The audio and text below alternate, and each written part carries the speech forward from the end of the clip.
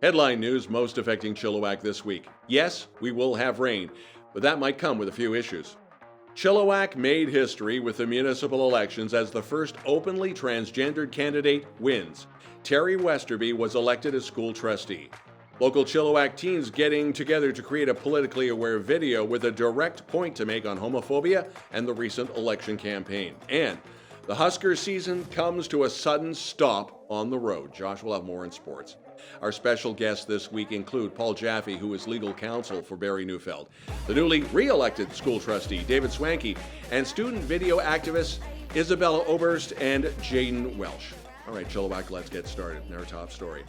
With the 2022 municipal elections now over, now comes the navel-gazing.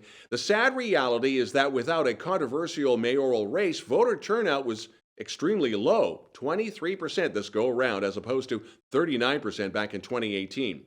Chilliwack School Board did make Canadian political history, as Terry Westerby and Margaret Reid were elected, Westerby being the first openly transgendered person to be elected to office anywhere in Canada like this. Reid, who is openly gay, was elected as well, both playing a major role, by the way, with the Chilliwack Pride Society. So, bottom line, Mayor Ken Popoff had no trouble winning a second term as mayor over Ian Carmichael.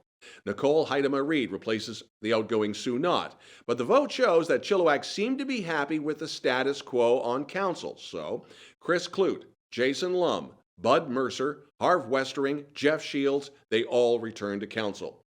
But the winds of change blew through the school board. Incumbents Barrie Neufeld and Dr. Daryl Ferguson were rejected. It appears their book banning and anti-SOGI rhetoric turned off many voters. Moderate Heather Maws and Richard Prosey were able to gain seats on school board. Progressives won big as Karen Bondar led the voting, followed by, as we mentioned, Terry Westerby and Margaret Reid, as well incumbents Willow Reichelt and David Swanky. And a big shout out to chillTV Chilliwack Chooses Panel 2022, Clint Hames, Sue Knott, Louis DeJager, John Less, and Kelly Valonis. That was an intense Saturday night. Last week, the Supreme Court of Canada was hearing the case between school trustee Barrie Neufeld and former BCTF President Glenn Hansman. At issue in 2017, Mr. Neufeld made negative comments and criticisms about the implementation of SOGI 123 provincial material. Mr. Hansman was interviewed about Mr. Neufeld's comments, and Mr. Neufeld filed a defamation action against Mr. Hansman, identifying 11 specific publications in which Glenn Hansman allegedly defamed in his remarks Mr. Neufeld, promoting, quote, hatred, was discriminatory against gay and transgendered students, acted with malice, and presented a safety risk to students. Glenn Hansman applied to have Barrie Neufeld's application dismissed in BC Supreme Court. Application judge granted the motion, dismissing the defamation action. Well, that decision was overturned on appeal, so the case then goes to the Supreme Court of Canada. That's where we were last week.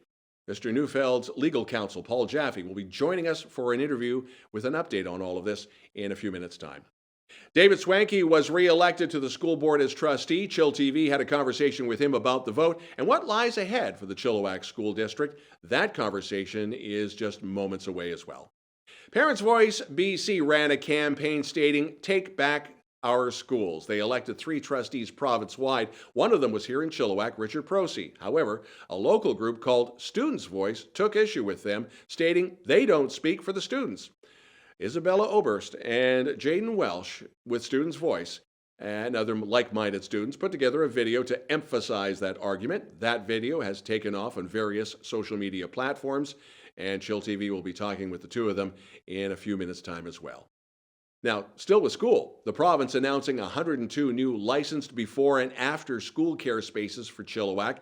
The BC Government Child Care BC New Spaces Fund is supporting the Chilliwack School District to create 54 before and after school care spaces at Stitos Elementary and Middle School, as well as 24 spaces at Watson Elementary and another 24 at Central Elementary Community School.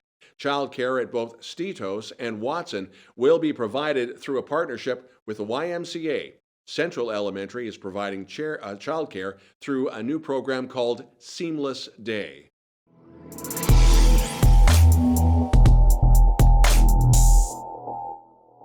When one thinks of organized crime, illegal drugs and weapons are usually first to come to mind, but illegal tobacco is a reality and an ever growing problem. In a recent conversation with chillTV, Eric Gagnon, who is the Vice President of Legal and External Affairs for Imperial Tobacco Canada, spoke about a number of related issues, including new research by Abacus showing a 34% of all cigarette sales in BC are actually purchased illegally. Now, there is a growing concern, and the reality is that illicit sales have a direct impact on legal retailers as well as tax revenue. BCRCMP well aware of illegal border crossing points when it comes to smokes coming across the 49th into British Columbia.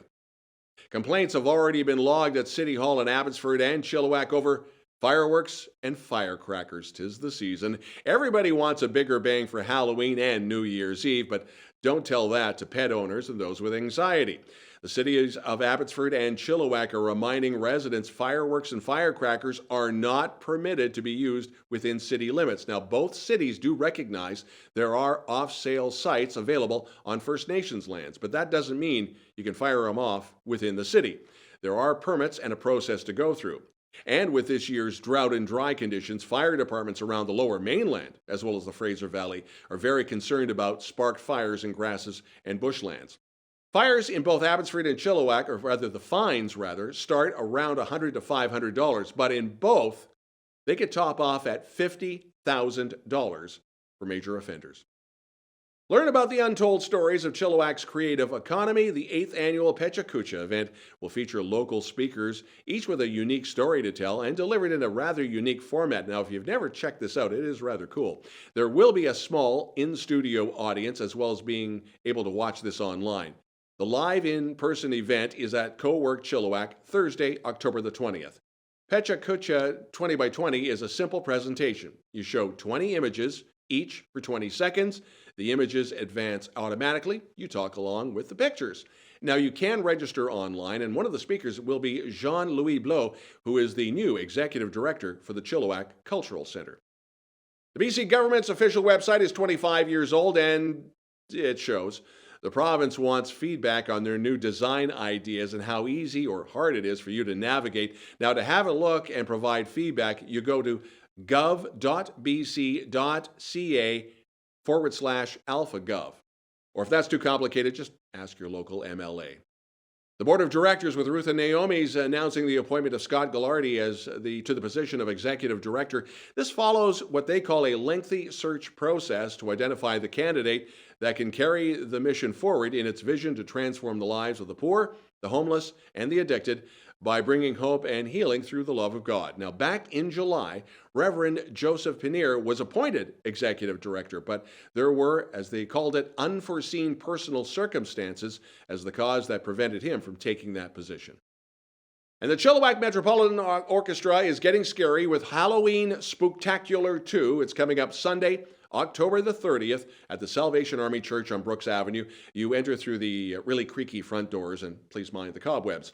The performance includes music from Harry Potter, Fantasia, and Chopin's Funeral March. Now, the CMO is not taking responsibility for any bite marks on your neck, and you are encouraged to bring your own cameras and costumes. Yes, you can dress up like Elvira, Mistress of the Dark. Tickets are $35 for adults, $30 for seniors and students, and tickets are available at Eventbrite. After the break, our interview with Paul Jaffe, David Swanky, Isabella Oberst, and Jaden Welch, and then Josh with sports.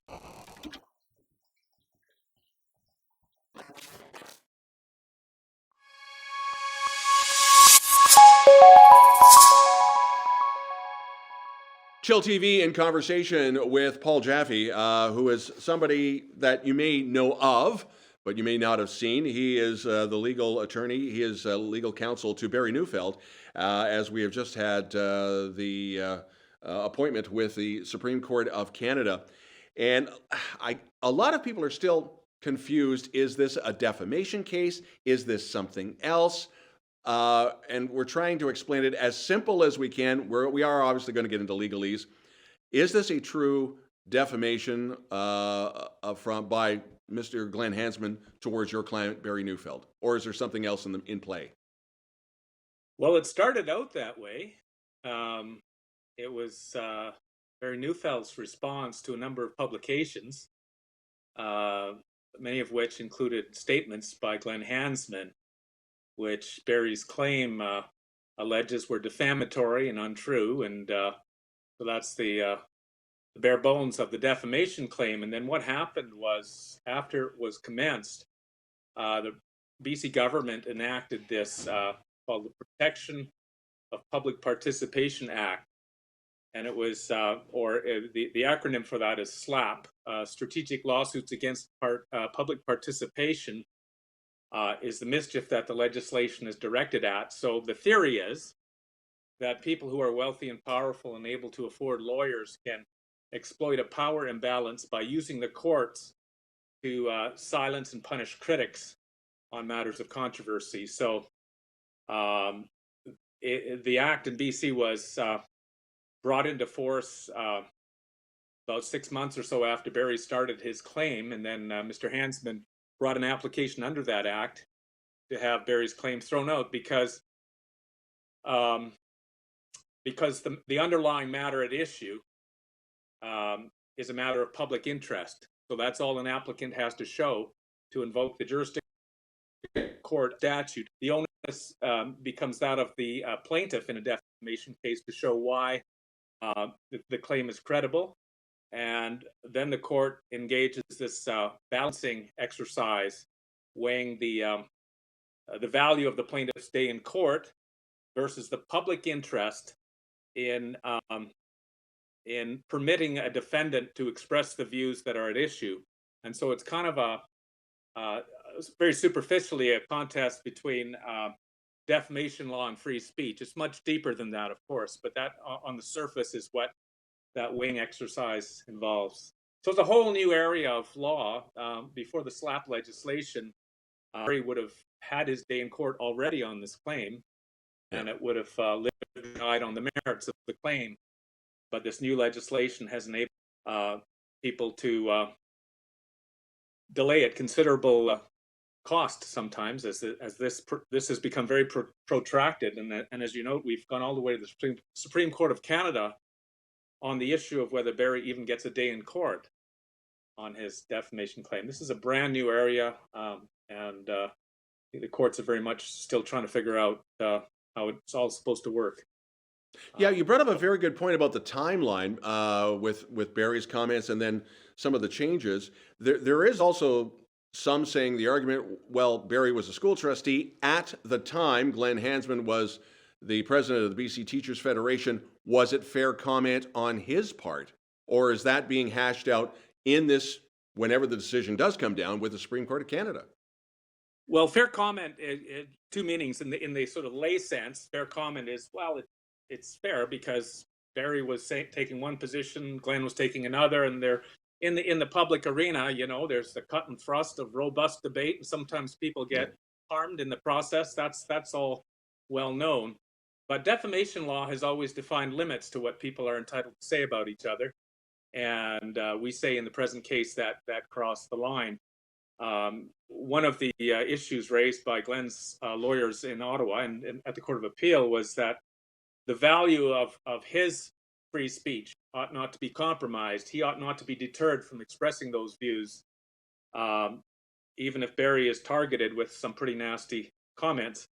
Our argument in response to that is that Glenn's advocacy for the social justice objectives behind SOGI and so forth are not at issue. They haven't been questioned or challenged in any way. What has been challenged in the lawsuit are instances of what we say were libels. We're characterizing Barry's views as hate speech, for instance. That's a particularly egregious imputation. We say that's completely unfair. It doesn't fit the test of fair comment by any stretch. And so I think on the merits, both parties, I don't think there's any real dispute as to the merits of the claim. It's just the whole thing boils down to this weighing exercise. That's like a brand new area for the courts to look at. Like I say, historically, any meritorious libel claim would just basically go to trial, and these matters would be thrashed out at the trial. The fellow trustee who was reelected, Heather Moss, has said that, and I'm just paraphrasing her, but should Barrie lose this, the ripple effect could be significant. And it's not so much as we should all take our marbles and go home, but would that be that everybody else making comments, no matter what, would have to really watch their P's and Q's from this going forward, or is this going to have a domino effect? Is this going to have a ripple effect right across Canada? Well, if Barrie gets his day in court, it won't, because once again, the court will be invited to focus on the facts of this case and decide whether or not Barrie has been libeled, and if so, what are the consequences? If Barrie is denied a day in court, I think the message will be very loud and clear to the Glenn Hansmans of the world, and by that I mean people in a position of power, able to damage critics on matters of controversy, able to essentially use the media and their resources as ways to target people who speak in ways which are contrary to certain required narratives. Barrie spoke out on a very contentious matter, and he was targeted by the BCTF, by CUPE, by the BCGEU, by the Attorney General of BC, by a number of activists and special interest groups. So I think I would say it's a slippery slope, but I think that even understates things a bit.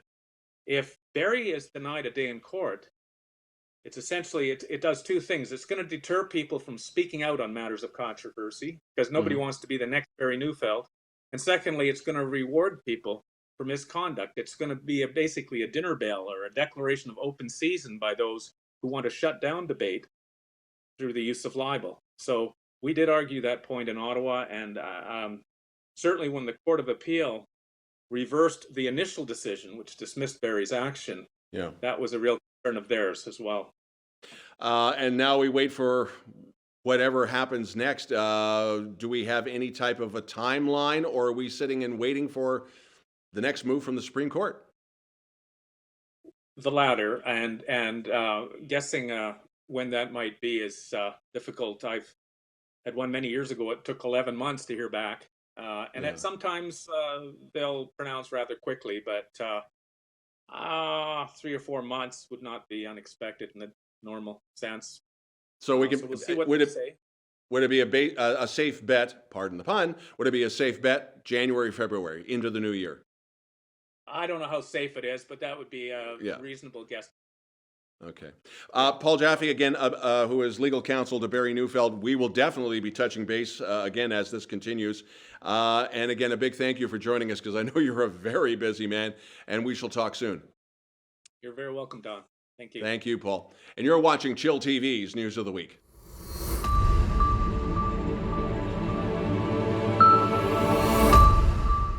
chillTV's News of the Week continues in conversation with David Swanky, Chilliwack School Board Trustee, re-elect. Have you been able to breathe since that crazy night on Saturday night? Definitely. I think able to breathe and able to reflect a bit on the path forward, which has been really positive. What's going through your mind? What went through your mind on Saturday as we were watching Canadian history unfold? Terry Westerby becoming the first trans person to be elected for anything in Canada to end up on school board. Margaret Reid, who came out not that long ago, she's now on school board. We watch the changing of the guard as a Barrie Neufeld and a Daryl Ferguson are not elected, and there's a dynamic shift now. And you're sitting in the middle of this going, wow. So your feelings? Yeah, I think there's a lot of excitement. A lot of firsts for Chilliwack. I'm excited for some individuals that are now going to be colleagues of mine. I'm looking forward to doing the work with them. Also being mindful that I'm just one of 7 people there, and we all have a mandate to contribute to the proper function of the board. Also thinking just about Saturday, just my thanks to voters of Chilliwack for coming out, for being heard through that. I know that turnout wasn't what many of us had hoped it would be, but my thanks to everyone who did come out and participated in that process, because it is so important. And you mentioned turnout, and I was kind of surprised because go back to a year and a half, almost 2 years ago with the by-election with Dr. Karen Bondar and Richard Prosey, and that was a record setter. Everyone seemed to think that it was going to happen. Now there's the argument, it was the mayoralty race. It wasn't as controversial as it was, say, 4 years ago. Was that a spillover effect, or have you been able to break this down, or just can't figure it out? Any comment I can make is at this point like really early, a little bit of speculation on my part. I do think part of it is maybe the excitement or the interest in the mayoral race 4 years ago. I also know that when we're looking at turnout across the province, I think that in general, I haven't looked at the numbers fully yet, but in general, it sounds like the trend was downward, not just in Chilliwack, but again throughout the province. So we'll learn a little bit more about those numbers. But no, it came up at the Yarrow debate, actually, and I remember Councillor Lum pushed back a little bit against the fact that like we do have these low turnouts, and he was pointing out the trajectory is positive. We've had increasing turnout for a little while now. So this is a little bit disappointing, but I like to think that we'll have to work harder to make sure that voters are engaged and that they come out at the next election. Okay, your sleeves are now rolled up. So we now have the next 4 years. Yeah. What's the first order of business? The next school board meeting will be next month?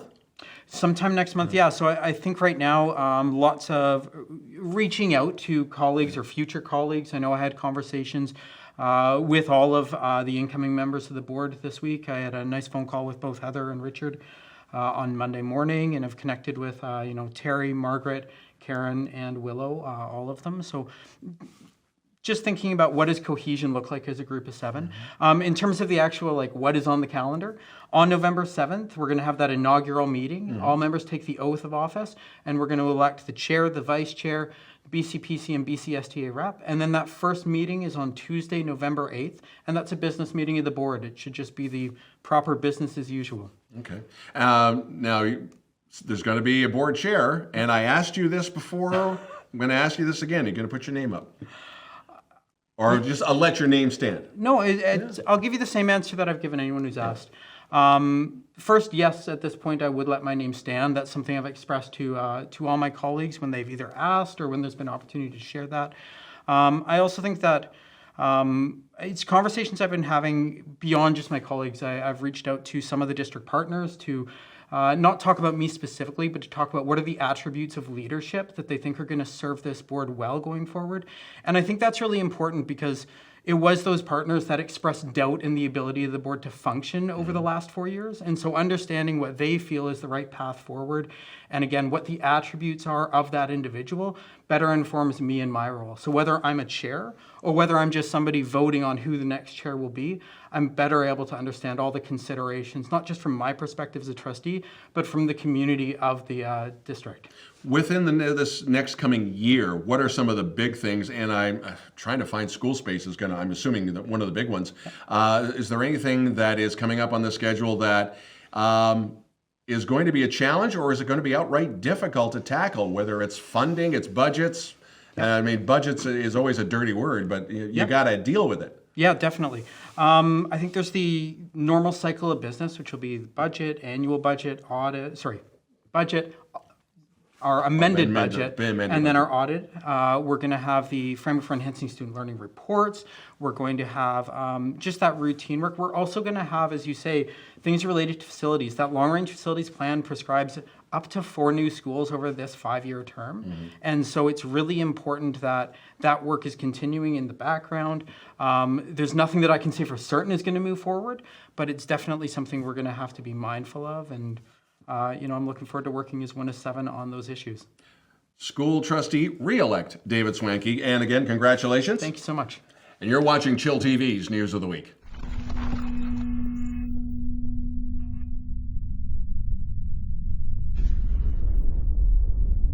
chillTV's News of the Week in conversation with a couple of people that I've been looking forward to meeting face to face. Isabella Oberst, Jaden Welch, Students Voice, not studentsvoice.ca. Another broadcaster made that mistake. We're not going to. Oh, that's okay. The video you put together to get your word out that you want to be heard and wanted to be heard before the recent election. How does student voice come together? What was the point where you just went, guys, we got to do something?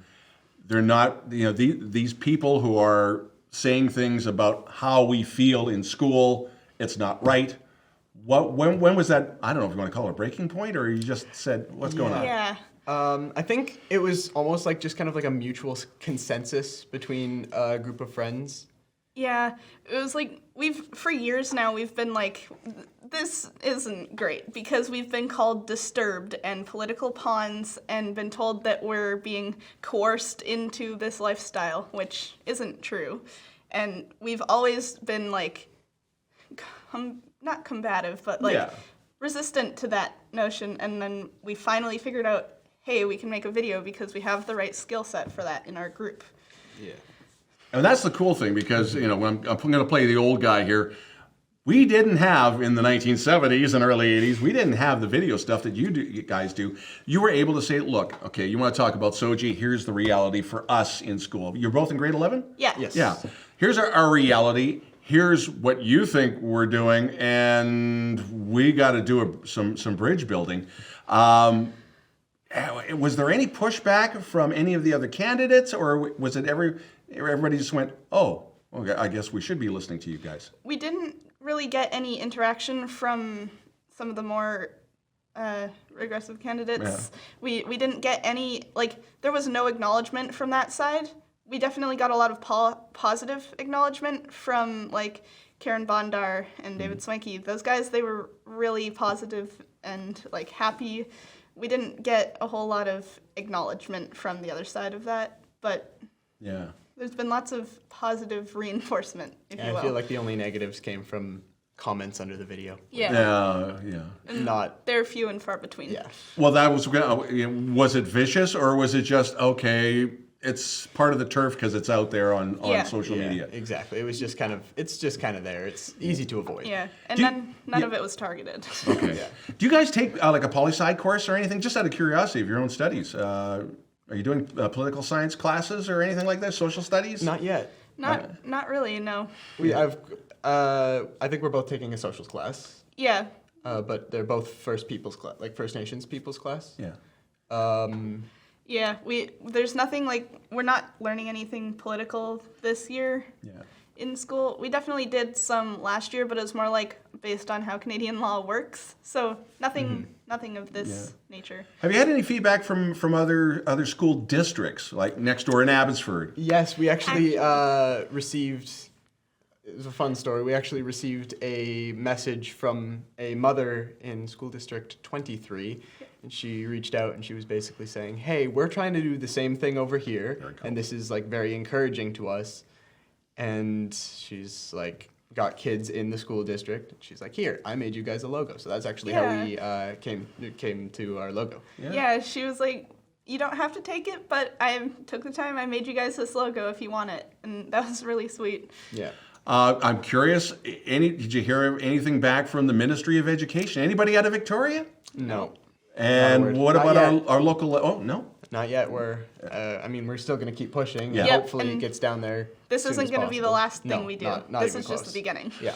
Which leads me to the next question. What's next? I know that you were on a program on one of the Victoria TV stations, so certainly somebody there had to have seen this. Yeah. What are you guys planning to do next? Now that the election is over, but there's still a lot of work to do, I would assume. Yeah, definitely. I feel like we've definitely got more ideas for videos coming up that aren't just related to SOGI and such. Because that's basically what we covered in the first video, but there are other types of discrimination that do need to be covered. It's not the only thing by any means. What else did you want to target on? Was it racism? A lot of racism, ableism, that any sort of discrimination in the school system, because there's quite a lot of it. I don't think people really understand how much discrimination is still in the school system. It's definitely a lot better now, but it's not gone by any means. Because we had the one case about a year ago, actually, and it was a Chilliwack student. She's now, I think, 12 years old, but she was getting picked on because she was black. Yep. And I'm sure you've probably met her. That's just not an isolated incident. No, it's that was one that kind of got put out there, but it's not something that's like rare, like few and far between. It happens every day. Yeah. It happens every day. Hey, have you heard from other school districts across Canada? Not yet. Yeah, not really. We have had reach out from a school in Dubai that saw our video, and a couple schools throughout the States. We haven't got all of Canada yet. There was actually a group of people that came to our school the other day from Quebec. Oh, yeah. And they are doing a sort of finding tour around Canada to look at different styles of teaching. And so my principal actually showed them our video, and they asked if they could use it to teach their students in Quebec. Very cool. It's going to be throughout the school there. Okay. Do we have a timeline for the next video, or are you still piecing it together? Still piecing it together. It's still on the drawing board. We haven't been able to get everybody together really to have a meeting about it yet. Yeah. I feel like we're hoping within the next like month or two. Yeah, but definitely. There's no certainty there yet. Sadly. So social media, you're already up on YouTube. Yep. Website still being built? Yes. I am working on that a lot. It's work, but it's coming close. I think. Okay. And Facebook, Twitter, TikTok. Not we don't have a TikTok. Not TikTok. I'm surprised. No, Okay. we've got Facebook, Instagram, Twitter, YouTube. email. YouTube. Yeah, we got our Okay. email. All of that is linked under the YouTube video as well. Great Yeah. stuff. Isabella, Oberst, Jaden, Welch, you're always welcome here. We will talk again. Thank you. Thank you, you. guys. And you're watching Chill TV's News of the Week.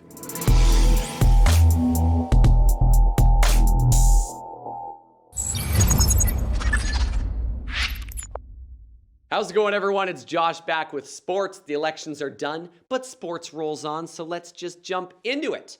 Let's start with football, as we tend to do this time of year, where it was a very bad time to lay an egg for the Valley Huskers. After putting together a very respectable 7-3 record, the Huskers were a little bit unlucky to be the away team this weekend against the West Shore Rebels in the BCFC playoff semifinals. Despite being tied with the same record, the Rebels won the tiebreaker and home field advantage based on point differential.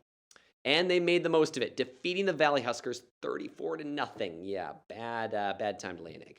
The Rebels are now headed to the Cullen Cup, where they will play the Okanagan Sun, who beat last year's champs, the Langley Rams, 44-20 in the other semifinal.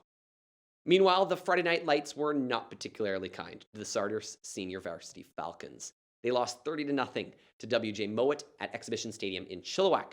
Up next, they head down the highway to play Abbotsford, the Abbotsford High School Panthers, on Friday, October 21st at 7 p.m. in Abbotsford at Abbotsford Secondary. The GW Graham Senior Varsity Grizzlies had a much better week, thumping the Kelowna Owls 48-7 at Exhibition Stadium right here in Chilliwack. Boy, it was a week of blowouts, my goodness. Yapo Conte, GW Graham's absolutely standout running back, defensive lineman, do-it-all player, was absolutely all over the stat sheet. Okay, get this. 87 yards on 5 carries, 1 rushing TD, another 62-yard reception for a score, all while contributing 3 tackles, a forced fumble, and a fumble recovery on defense. Holy cow.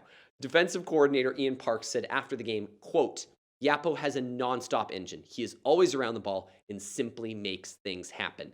Yeah, I'd say so. Great game, Yapo, and great game to the Grizzlies. This week, the Chilliwack Chiefs and the Coliseum hosted the BCHL Showcase. Each team played 2 games, 1 home and 1 away, in front of NHL scouts and NCAA coaches. BCHL Chief Operating Officer Stephen Cocker said, "Our annual showcase is the first step for many of our athletes on their journey to receiving an NCAA Division I scholarship. Many relationships are built between players and coaches during this event, so this is always a very important part of our league's schedule," unquote. Over 200 racers made their way to Cultus Lake for last week's 19th Around the Lake, give or take 30 trail race. Runners traversed approximately 30 kilometers around Chilliwack Lake, starting and finishing at Main Beach. There were 2 events throughout the day, a 30-kilometer solo run, that sounds impossible, and a 2-person relay covering legs of 17 kilometers and 13 kilometers. Vancouver's Daven Bandera was 2 hours, was actually the first racer to come in at 2 hours, 41 minutes, 45 seconds. The top woman was Abbotsford's Courtney Landseidel at 2 hours, 54 minutes, 43 seconds. And she was followed by Chilliwack's Jessica Temple at 2 hours 59 minutes, and Laura Bartel, also of Chilliwack, in third place at just over 3 hours, 3 hours and 4 minutes. The top male and female solo finishers received very unique handcrafted walking sticks carved by Rick Denbarber. Coming up in early November, it's a great excuse to lace up the skates and do some fundraising while doing your best Elvis Stoiko impression. Stoiko? Listen, I gotta be honest, I have no idea who that is. Don put it in the script. Is he a figure skater? I think. Let's go with do your best like Tessa Virtue impression. That's what I'm thinking of.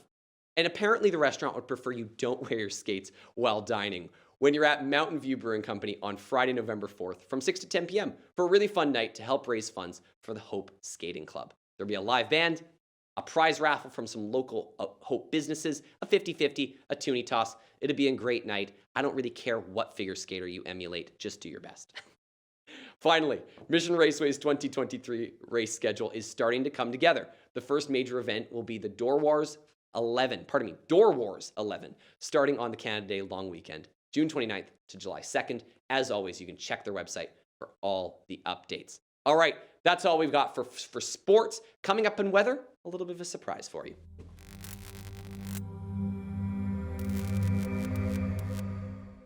As promised, something, or rather someone new, Cari Moore joining us for weather. And welcome to the show, Cari. Now, rain in the forecast?